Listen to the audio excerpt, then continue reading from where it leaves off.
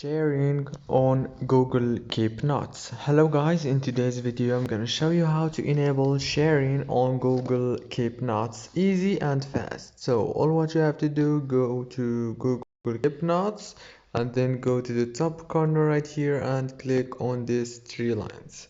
Now go to settings right here.